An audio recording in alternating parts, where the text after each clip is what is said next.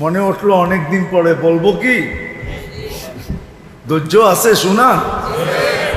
আল্লাহ রসুল সাল্লাল্লাহু আলাইহি ওয়াসাল্লাম আর আলী রাদিয়াল্লাহু তাআলা আনহু বসে আছে। আল্লাহ রসুল সাল্লাল্লাহু আলাইহি ওয়াসাল্লাম জিজ্ঞাসা করতেছে, আলী, জান্নাতে মহিলার সর্দারনিকে চিনো? তো হাসি দিয়া মাথা নিচে করে বলতেছে, ওটা তো আমার বাড়িতে। আমার মহিলার সর্দারনিকে? হ্যাঁ, ফাতেমা রাদিয়াল্লাহু তাআলা আনহা। তো ওটা তো ওনার বাড়িতে না? আল্লাহ রসুল হাসতেছে আর বলতেছে, যুবকদের সর্দারকে চিনো? হাসতেছে, বলতেছে, ইয়া রাসূলুল্লাহ, ওটাও তো আমার বাড়িতে। এই সময় দুইজন আসতেছে, আবু বকর আর ওমর রাদিয়াল্লাহু তাআলা আনহুমা আসতেছে। আল্লাহ রসুল বলতেছে, আমার উম্মতের বয়স্কদের সর্দারকে চিনো? এখন চুপ হয়ে গেছে, এটা তো বলতে পারি না। তো দুইজন যখন কাছে আসছে, আল্লাহ রসুল বলতেছে, এই দুইজন আমার বয়স্ক উম্মতের সর্দার। কিয়ামতের দিন এদের হাতে ঝান্ডা থাকবে বয়স্ক উম্মতের। তো ওনারা দুইজনও শুনছেন, ইশারাও দেখছেন, মুখের কথাও শুনছেন। তো খুশিতে আটখানা হয়ে গেছে। আল্লাহ রসুল বলার সাথে সাথে চেহারাটা মলিন হয়ে গেছে।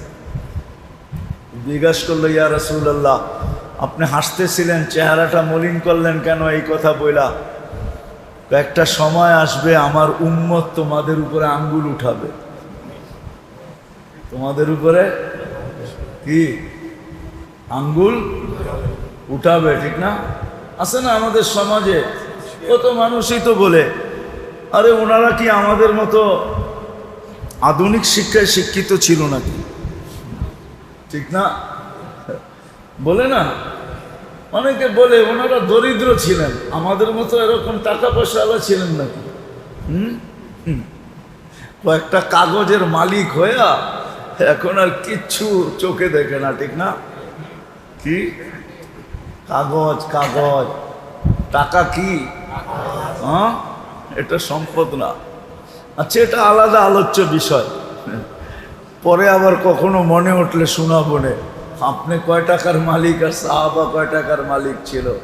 ওই যুগে কাগজের টাকা ছিল না, সোনার টাকা, রূপার টাকা ছিল। আজকেও যাদের ঘরে পাকিস্তান আমলের 1 টাকা আছে, ওটা পুরা রূপার। তাঁতি বাজার নিয়ে যান, আমি কিনা রাখবো না 1100 টাকা দিয়া। ওটা 1 তোলা রূপা।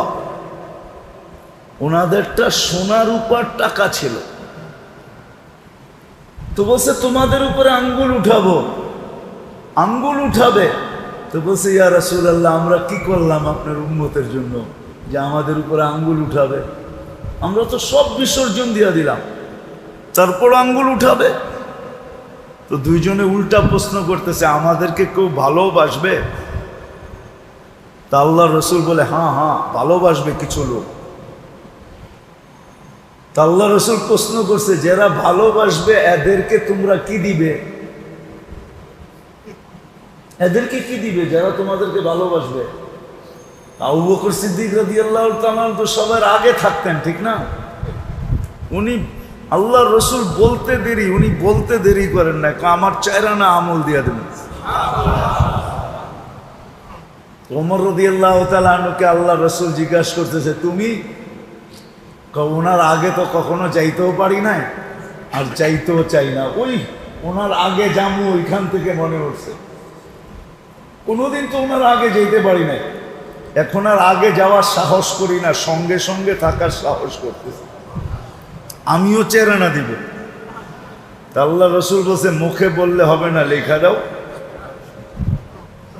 কি করো? লেখা দাও।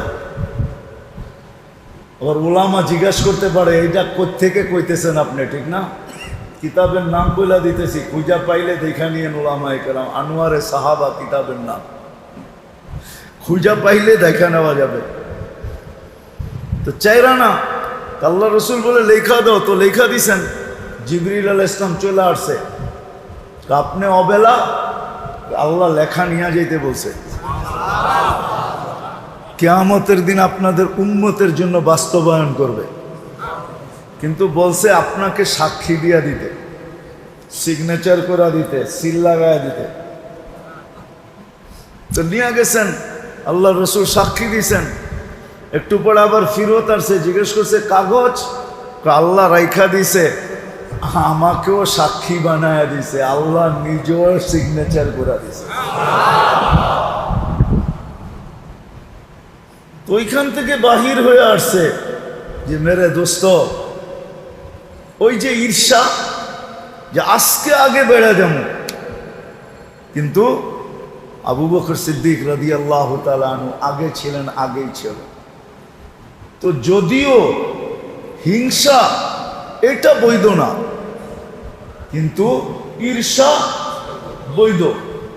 এই জন্য আমাদের জানা উচিত, অচিরেই জানা উচিত। আজকে আমাদের সমাজটা এই জন্যই এরকম, সামাজিকভাবে, পারিবারিকভাবে, ফ্যামিলিগতভাবে, পারিবারিকভাবে, ব্যক্তিগতভাবে আমাদের যে দুরবস্থা, শুধু এই জন্যই যে আমরা শিখি নাই যে আমার ভিতর থেকে কি বাহির করতে হবে, আমার ভিতরে কি ঢুকাইতে হবে, বা কোনটাকে কনভার্ট করতে হবে, কোন দিকে করতে হবে, এটা না শিখার কারণে মেরে দোস্ত আমরা সবাই আজকে অতিষ্ঠ। আমি আমার থেকে অতিষ্ঠ, আমি আমার উপরে জালেম। অতিষ্ঠ নাই বললাম, জালেমুন লিনাফসিহি কোরআনের শব্দ। কিছু লোক আছে সে নিজের উপরে নিজে জুলুম করতেছে, কিন্তু সে জানেও না যে সে দুনিয়ার জালেমদের উপরে আঙ্গুল উঠায় ফিরতেছে, আর দেখায়া দেখায়া দেখায়া দেখায়া সময় কাটাইতেছে, কিন্তু সে যে নিজের জন্য নিজে জালেম এটাও জানে না,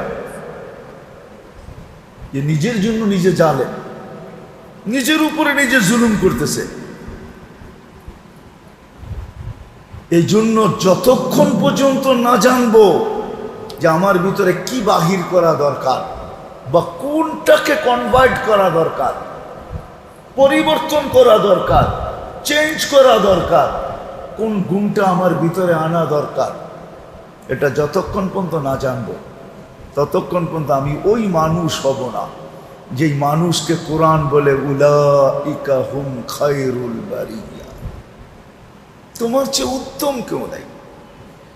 ওই মানুষ হব না যেই মানুষের একটা ব্যক্তিও যতদিন দুনিয়ায় থাকবে, একটা ব্যক্তি, অতদিন পর্যন্ত কিয়ামত আসবে না। সে কিয়ামতের জন্য প্রতিবন্ধক, সে কিয়ামতের জন্য প্রতিবন্ধক, সে কিয়ামতকে আটকায় রাখবে, সমগ্র সৃষ্টি জগৎকে সে ধরে রাখবে। পাওয়ারফুল এতটুকু, আর আল্লাহর কাছে প্রিয় এতটুকু যে তার চেহারার দিকে তাকায় তাকায় আল্লাহ সারা দুনিয়ার নাফরমানিকে সইতে থাকবে। ওই ব্যক্তির একজনও যদি থাকে, কেন আমাদের সমস্যা দুনিয়া নিয়ে হইলে আপনাদেরকে এত হাতে পায়ে ধরে বুঝাইতাম না। মাসলা যদি দুনিয়া নিয়ে হইতো, মাসলা দুনিয়া নিয়ে না, আখেরাত নিয়ে। এই জন্য আসেন, হক্কানি আলেম ওলামারা জান